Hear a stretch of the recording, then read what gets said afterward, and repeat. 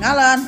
Chú vì con long vàng, đôi mắt chú tròn xoe, miệng thì kêu chip chip, ai cũng yêu chú nè. Vì con Chào mưa ơi. Đây là chào mưa ơi, phèo phèo ơi. lội bờ ao bùi chuối, ăn no rồi tập bơi.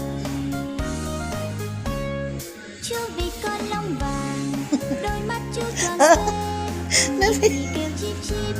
Nó quay video mà nó biết không vậy? Vì con ơi Sao trai vậy không? theo mẹ kim mồi Không. ngon, lội bờ ao bùi chuối. À, chào cháu trai.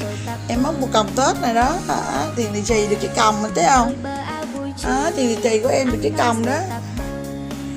Em ve của này em được cái còng này đó.